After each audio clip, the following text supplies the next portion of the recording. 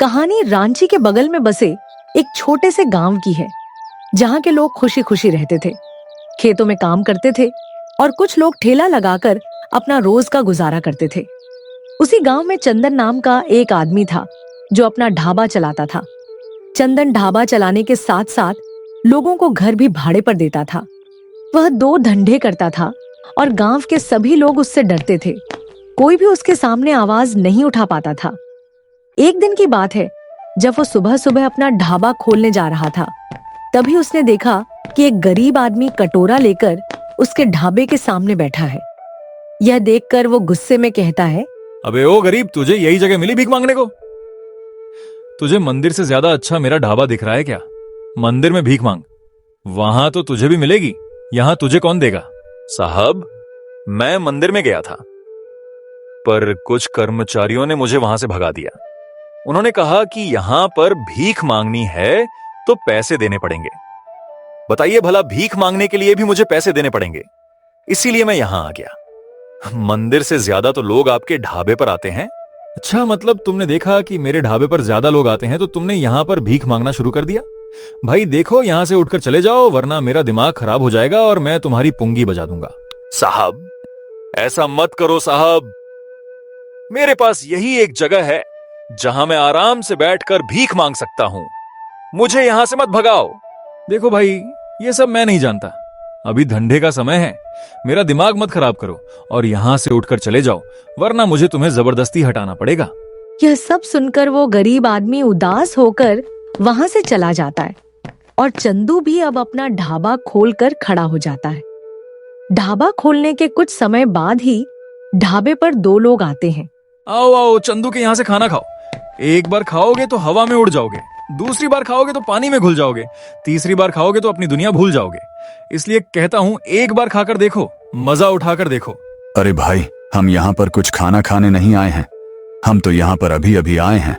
हम इस गांव में एकदम नए हैं, क्या तुम हमारी मदद कर सकते हो? देखो, मैं तुम्हारी मदद सिर्फ दो ही चीजों में कर सकता हूँ। या तो मैं तुम्हें यहाँ खाने को खाना दे सकता हूँ, या फिर मैं तुम्हें रहने के लिए घर दे सकता हूँ। अब तुम बताओ, तुम्हें दोनों में से क्या चाहिए? अगर आप हमें रहने के लिए घर दे देंगे तो आपका बहुत ही भला होगा, क्योंकि अभी हमारे पास रहने के लिए घर नहीं है। क्या आप बता सकते हैं कि आपके घर का किराया कितना है? देखो, मेरे घर का किराया तो महीने का तुम्हें 1500 रुपए पड़ेगा। बताओ, रहना है तुम्हें? ठीक है, फिर तुम हमें घर बता दो कि घर कहाँ है, हम जाकर वहां रह लेंगे और हर महीने तुम्हें पैसा दे देंगे। तभी चंदू उन्हें घर का पता बता देता है और दोनों लोग चंदू के बताए पते पर निकल जाते हैं और घर जाकर बात करते हैं। ये तो बहुत ही अच्छा हुआ, 1500 रुपए में हमें इतना अच्छा घर मिल गया, वरना तो हम घर ढूंढने के लिए यहाँ वहाँ पूरे गांव में भटकते रहते। हाँ, ये बात तो तुम सही कह रहे हो। अब बस तुम्हें एक काम ढूंढना है, एक काम मिल जाएगा तो सारी दिक्कतें खत्म हो जाएंगी। मुझे काम ढूंढने की क्या जरूरत है? तुम्हें तो पता है कि मुझे खाना बनाना बहुत अच्छे से आता है। मैं यहाँ पर चिकन मसाला बनाकर बेचूंगा और लोगों को वहीं खिलाऊंगा। हाँ, ये भी तुम कर ही सकते हो। अगर लोग यहाँ पर ढाबे पर खाना खा सकते हैं तो तुम्हारे ठेले पर भी खाने आएंगे। बस तुम खाना थोड़ा सस्ता बेचना, तभी तुम ग्राहक को खींच पाओगे। हाँ, इतना तो ज्ञान मुझे भी है कि ग्राहक को कैसे अपने ठेले पर खींचना है ताकि धंधा बहुत अच्छा चले। चलो आराम कर लेते हैं, कल सुबह होते ही काम भी करना है। तभी दोनों पति पत्नी सो जाते हैं और अगले दिन राजकुमार चिकन मसाला बनाकर उसे बेचना शुरू कर देता है। चिकन मसाले की खुशबू से गांव के दो लोग राजकुमार के ठेले पर आते हैं और राजकुमार से कहते हैं, भाई तुम यहाँ पर क्या बेच रहे हो? तुम्हारे ठेले से तो बहुत ही अच्छी खुशबू आ रही है, खुशबू सूंघ कर मैं तो यहाँ खिंचा चला आया। भाई, मैं यहाँ पर चिकन मसाला बेच रहा हूँ, अगर तुम इसे चावल के साथ खाओगे तो तुम्हें खूब मजा आएगा। इतना मजा आएगा कि तुम अपने घर का भी खाना भूल जाओगे। क्या बात कर रहे हो? अगर मैं घर का खाना भूल गया तो मेरी बीवी मुझे भूल जाएगी। पर यह तो बताओ कि तुम्हारा चिकन मसाला कितने रुपए का है? मेरा चिकन मसाला तुम्हें मात्र 70 रुपए पड़ेगा। बताओ, एक प्लेट लगाऊं या 2 प्लेट? हम 2 लोग हैं तो तुम हमें 2 प्लेट लगा दो, जरा हम भी तो खाकर देखें कि चिकन मसाला खाकर कैसा लगता है। तभी राजकुमार दोनों को चिकन मसाला खाने को दे देता है दोनों लोग चिकन मसाला खाते हैं और खाने के बाद कहते हैं, वाह वाह भाई, तुम्हारा चिकन मसाला खाकर तो मजा ही आ गया। एक तो 70 रुपए प्लेट है और ऊपर से 70 रुपए में पूरा पेट भर गया। मजा ही आ गया। दोस्त, अगर तुम्हें खाकर मजा आया तो गांव में भी ये बात बता देना कि सब लोग अगर पेट भरना चाहते हैं तो मेरे यहां खाकर जाएं। तभी वे दोनों वहां से चले जाते हैं और देखते ही देखते और लोग चिकन मसाला खाने आते हैं और इसी तरह राजकुमार का धंधा खूब अच्छा चल रहा था। दूसरी तरफ चंदू का ढाबा बंद पड़ा था। चंदू सोच में पड़ा था। तभी वही गरीब आदमी वहां आता है जो पहले चंदू के ढाबे के पास भीख मांग रहा था। क्या हुआ लाला, हवा निकल गई क्या? एक गरीब को परेशान करोगे तो भगवान तुम्हें तो परेशान करेगा ही। म्याओ लाडले म्याओ, ढब ढब ढब। अरे ओ बुढ़े चाचा, जरा जवानी के हिसाब से जबान खोलो। एक लपट में नागिन डांस करने लगोगे। बहुत हंसी आ रही है ना तुम्हें? हंसी तो आएगी ही। मुझे जैसा करोगे वैसा ही भरोगे। अगर तू उस दिन मेरे साथ अच्छा किया होता तो आज भगवान भी तेरे साथ अच्छा कर रहे होते। बता, एक चिकन वाले ने तेरी बैंड बजा दी है। ये तुम क्या कह रहे हो? चिकन वाला कौन? चिकन वाला। लगता है तुम्हें अभी तक पता नहीं है कि तुम्हारा ढाबा क्यों नहीं चल रहा। असल में गांव में एक चिकन वाला आया है। सब लोग वहीं चिकन मसाला खा रहे हैं, इसलिए कोई तुम्हारे यहां नहीं आ रहा। चलो मैं भी जाता हूं। तुमसे बहस करना तो अच्छा नहीं। थोड़ा सा भीख मांग लो। हाँ जाओ जाओ, भीख ही मांगो। तुम लोगों को धंधे के बारे में क्या ही पता है। अपने काम पर ध्यान दो, दूसरों के काम में नहीं। तभी ढाबे का मालिक यह देखने के लिए जाता है कि कौन है जो चिकन मसाला बेच रहा है। तभी वह देखता है कि यह तो वही आदमी है जिसे चंदू ने रहने को घर दिया था।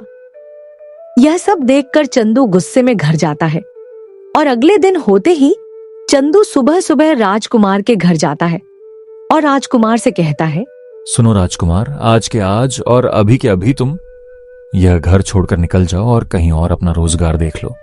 आज से तुम यहां नहीं रहोगे। क्या हुआ मालिक, अचानक से आप ऐसा क्यों कह रहे हैं? मैं तो आपके सारे घर का किराया देने के लिए तैयार था और मैंने तो कोई गलती भी नहीं की। फिर आप ऐसा क्यों कह रहे हैं? अपने ही पैरों पर कुल्हाड़ी मारना मैं नहीं चाहता। इसका मतलब तुम नहीं समझोगे, पर मैं सब समझता हूं। इसलिए मैं तुम्हें कह रहा हूं, मेरे घर से निकल जाओ और कहीं और अपना घर देखो।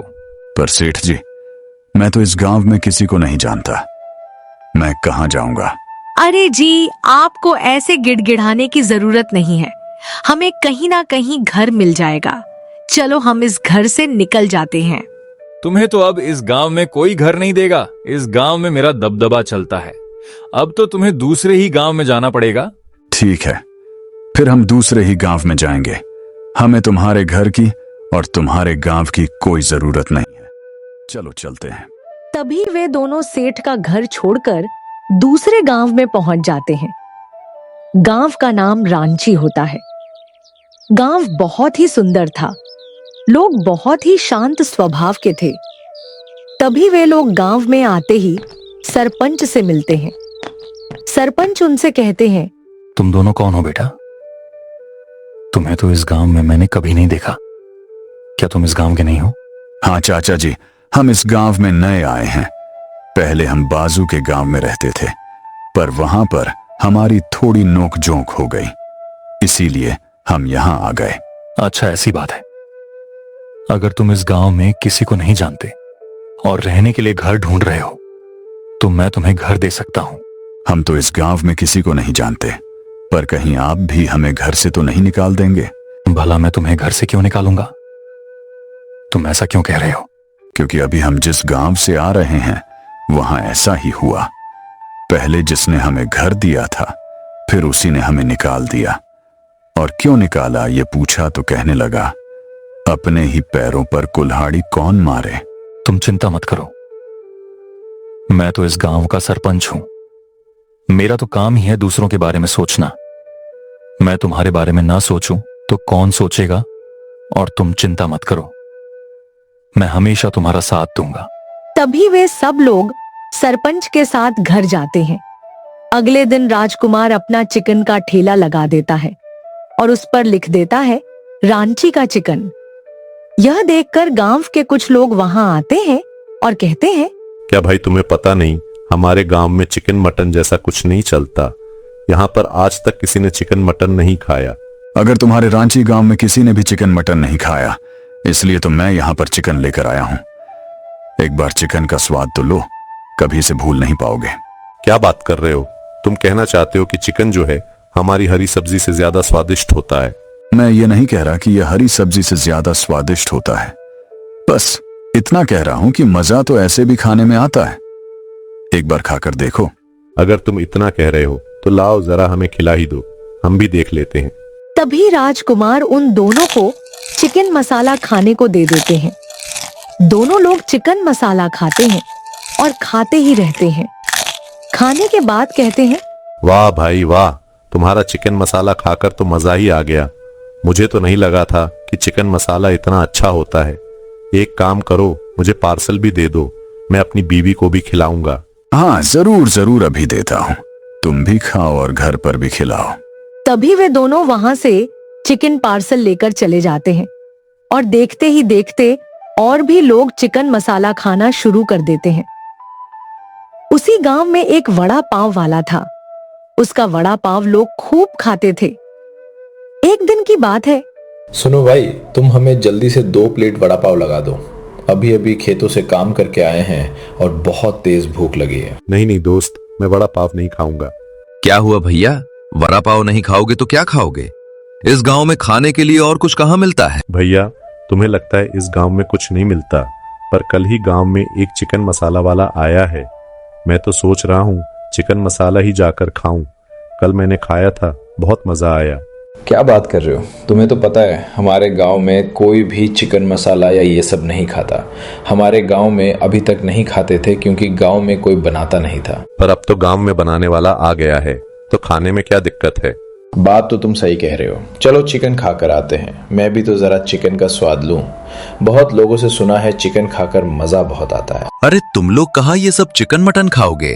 हरी हरी सब्जियों वाली चीजें खाओ, आलू खाओ, पाव खाओ, ताकत बनाओ। ये सब चिकन खाकर मजा नहीं आएगा। अरे वड़ा पाव वाले बाबू भैया, एक बार खाकर देखने तो दो। अगर मजा नहीं आएगा तो कल फिर से वड़ा पाव खाने आ जाएंगे। इतना कहकर वे दोनों वहां से चिकन खाने के लिए निकल जाते हैं और यहाँ वड़ा पाव वाला मन में सोचता है, ये कौन मेरे रांची गांव में आया है जो लोगों को बिगाड़ रहा है? यहाँ पर आज तक किसी ने चिकन नहीं खाया था, अब इसकी वजह से लोगों ने चिकन भी खाना शुरू कर दिया। साथ ही मेरा धंधा भी बंद हो गया। इसका तो धंधा मैं मंदा करके ही रहूंगा, तभी मुझे अब चैन की सांस आएगी। अभी घर जाता हूँ और थोड़ा शांति से सोचता हूँ कि इसका क्या करूं। तभी वड़ा पाव वाला बिहारी सोच में पड़ा रहता है और तभी उसकी बीवी वहां आती है और कहती है, यहाँ क्या बैठे बैठे सोच रहे हो? तुम्हें काम पर नहीं जाना? क्या मैं काम से जाकर आ चुका हूँ और अभी मैं कुछ सोच रहा हूँ? अभी तो मुझे परेशान मत करो, वरना मैं बहुत गुस्से में आ जाऊंगा, फिर तुम्हारे लिए अच्छा नहीं होगा। अच्छा, अब मेरे सामने तुम गुस्सा करोगे और ऊंची आवाज में बात करोगे। लगता है तुम्हें चप्पल वाला ट्रीटमेंट देना ही पड़ेगा। क्या तुम हमेशा मुझे धमकी देती रहती हो? चप्पल वाला ट्रीटमेंट, चप्पल और ट्रीटमेंट। मैं कह रहा हूँ ना, मैं अभी कुछ सोच रहा हूँ। क्यों मुझे यहाँ परेशान कर रही हो? ठीक है, अगर मैं तुम्हें परेशान कर रही हूँ तो मैं तुम्हें परेशान नहीं करूंगी। ना मैं तुम्हें खाना बना कर दूंगी, ना मैं तुमसे बात करूंगी। अब तुम्हें जो करना है कर लेना। मैं तो घर पर यह सोच कर आया था कि मैं शांति से कुछ सोचूंगा, पर मुझे तो पता होना चाहिए था कि घर पर एक चुड़ैल का साया है। मैं तो घर से बाहर जा रहा हूँ, वरना मेरा माथा फट जाएगा। तभी बिहारी घर से बाहर जाता है और अपने दोस्त के साथ चाय की दुकान पर बैठता है। क्या बात है बिहारी, आज चाय पर बुलावा? कुछ बात हो गई है क्या? हाँ दोस्त, मुझे तुमसे कुछ सलाह चाहिए थी। बहुत सोचा पर मुझे कोई जवाब नहीं मिला, तो सोचा तुम्ही को बुला लूं। अच्छा, फिर मुझे अपनी दिक्कत बताओ, मैं देखता हूँ कि मैं तुम्हारी मदद कर पाऊंगा कि नहीं। असल में बात ऐसी है, तुम्हें तो पता है हमारे रांची गांव में कोई चिकन नहीं खाता था, लेकिन कल ही हमारे गांव में एक चिकन वाला आया है और एक ही दिन में उसने पूरे रांची की दिशा पलट दी है और सब लोगों को चिकन का दीवाना बना दिया है। पर इसमें तुम्हें क्या दिक्कत है? अगर वो चिकन खाना शुरू कर दिया तो तुम्हें तो पता है मैं वड़ा पाव बेचता हूँ। जब से लोगों ने चिकन खाना शुरू किया है, मेरा वड़ा पाव का दुकान ही बंद हो गया है। इसलिए अब तुम मुझे कोई आइडिया दो। मेरे पास तो अभी एक ही आइडिया है। अगर लोगों ने चिकन खाना शुरू किया है तो कुछ करके उनका चिकन खाना बंद करवा दो, और उसके लिए तुम्हें चाहिए होगी एक ढोंगी बाबा की मदद।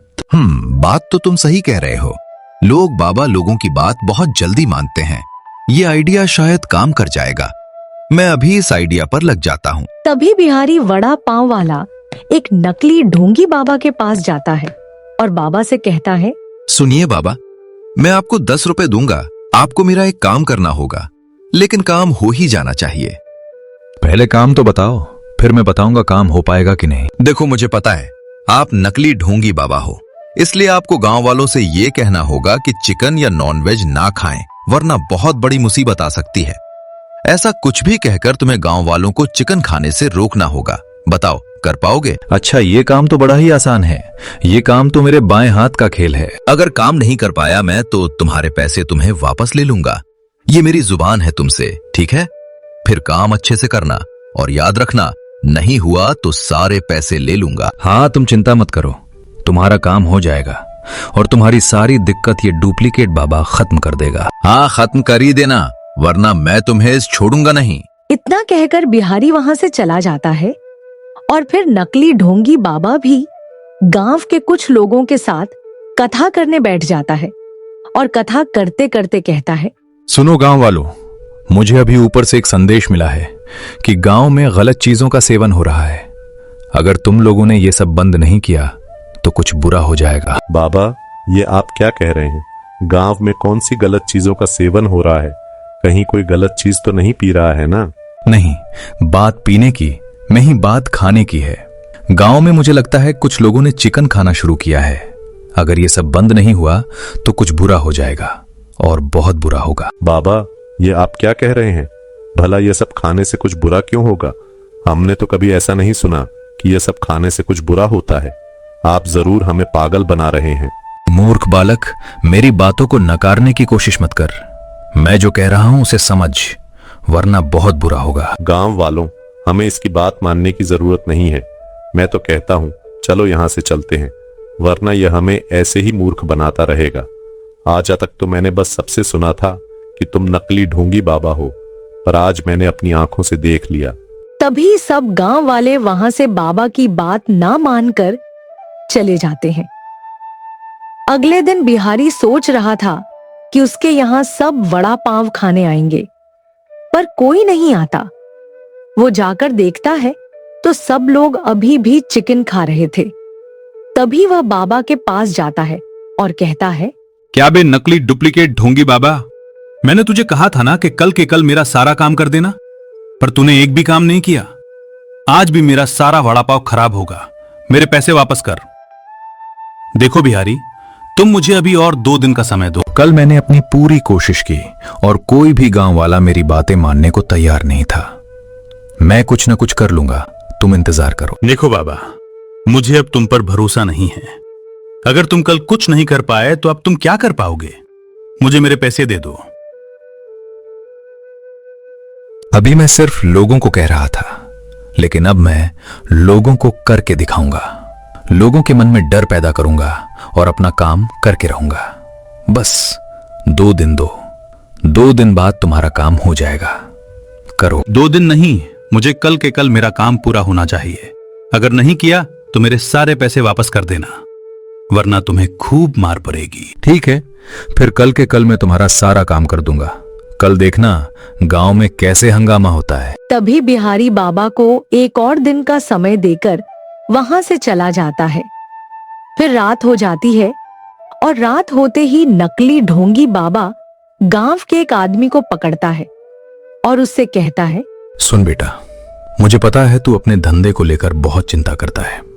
तेरा धंधा मंदा पड़ा हुआ है ना, और तू चाहता है कि तेरा धंधा बहुत अच्छे से चले। बाबा जी, आपको तो सब पता चल गया। मैंने तो आपको कुछ भी नहीं बताया, फिर भी आपने मेरे धंधे के बारे में बता दिया। आप तो महान हैं बाबा जी। बाबा जी, मुझे कोई उपाय बता दीजिए बाबा जी। बेटा, मैं तेरा धंधा ऐसा कर दूंगा कि वो रॉकेट की तरह उड़ेगा, लेकिन उसके लिए तुझे मेरा एक काम करना पड़ेगा। काम बहुत कठिन है, अगर कर पाएगा तो बोल। बाबा जी, मैं अपना धंधा चलाने के लिए हर काम कर सकता हूँ। आप बस मुझे बताइए कि मुझे क्या काम करना होगा, मैं अवश्य वो काम करूंगा। तुझे तो पता होगा गांव में एक चिकन वाला आया है तुझे बस इतना करना है कि कल उसके ठेले पर जाना है, उसका चिकन खाना है और चिकन खाने के बाद तुझे पेट दर्द होने का नाटक करना है और उस चिकन वाले के चिकन की बुराई करनी है। बस इतना सा बाबा, इतना तो काम मैं आपका जरूर कर दूंगा। आप बस मुझे बताइए कि मेरा धंधा कैसे अच्छा होगा। तू बस मेरा इतना काम कर दे, उसके बाद तेरा धंधा अच्छा करने के लिए मैं एक बड़ा सा हवन करूंगा और तेरा धंधा अच्छा कर दूंगा। बाबा की सारी बातें वो मानकर अगले दिन चिकन मसाला खाने पहुंच जाता है और चिकन मसाला खाते खाते कुछ देर बाद वो पेट दर्द का नाटक करता है और फिर कहता है, गांव वालों, यहाँ चिकन मत खाओ, मेरा पेट बहुत जोरों से दर्द कर रहा है। मुझे लग रहा है कि इस चिकन में कुछ मिलाया है। गांव में कई लोग बीमार पड़ रहे हैं। भाई, ये तुम क्या कह रहे हो? मैंने तो नहीं सुना कि हमारे यहाँ कोई बीमार पड़ रहा है और मेरे चिकन से किसी का आज तक पेट दर्द नहीं हुआ। तुम झूठ कह रहे हो। मैं झूठ नहीं कह रहा हूँ, मेरा पेट दर्द हो रहा है। गांव में भी मुझे बहुत लोगों ने कहा कि उनका पेट दर्द हो रहा है। गांव में आज तक कभी किसी ने चिकन नहीं खाया था, लेकिन जब से खाना शुरू किए हैं यहाँ पर अकाल पड़ गया है। मुझे लगता है ये आदमी बिल्कुल सही कह रहा है। हमें बाबा जी ने भी यही कहा था कि गांव में चिकन खाना बंद कर दो, वरना बहुत बड़ी मुसीबत आ जाएगी। मुझे लगता है मुसीबत आ चुकी है। तुम सब लोग ये क्या कह रहे हो? तुम लोग अंधविश्वास पर विश्वास कर रहे हो। ऐसा कुछ भी नहीं होता। दुनिया में बहुत लोग चिकन खाते हैं, उनके साथ तो नहीं होता। नहीं नहीं भैया, हमें तो हमारी जान प्यारी है। हम तो चिकन नहीं खाएंगे, वरना हमारा ही पेट खराब हो जाएगा और कोई बड़ी सी बीमारी हो गई तो हमें पहले ही बाबा जी की बात मान लेनी चाहिए थी। चलो दोस्त, यहां से चलते हैं। तभी वहां से सभी लोग चिकन के डर से चले जाते हैं और अब चिकन का ठेला पूरी तरह से खाली था। कोई दिखने को नहीं आ रहा था। सब लोग वड़ा पाव खाने पहुंच जाते हैं। अरे आओ आओ, वड़ा पाव खाओ, बॉडी बनाओ। वड़ा पाव खाओगे तो बॉडी बनाते जाओगे, ना होगी कोई बीमारी ना कोई रोग। खाकर बोलोगे, हम खाएंगे वड़ा पाव रोज। आओ आओ, वड़ा पाव खाओ। बिहारी भाई, हमें तुम्हारा वड़ा पाव खाने ही तो आए हैं। हमने सुना है कि चिकन खाने से बीमारी फैल रही है, इसलिए अब हमने सोचा कि चिकन नहीं खाएंगे। मैंने तो पहले ही गांव वालों को कहा था कि हरी सब्जियां, आलू पाव यही सब खाओ, पर उन लोगों को ही चिकन खाने का शौक था। आखिर में सब लोग लाइन पर आ ही गए ना। हाँ बिहारी भाई, हमें पहले ही तुम्हारी बात मान लेनी चाहिए थी, पर अच्छा हुआ, देर आई पर दुरुस्त आए। हाँ ठीक है, ठीक है।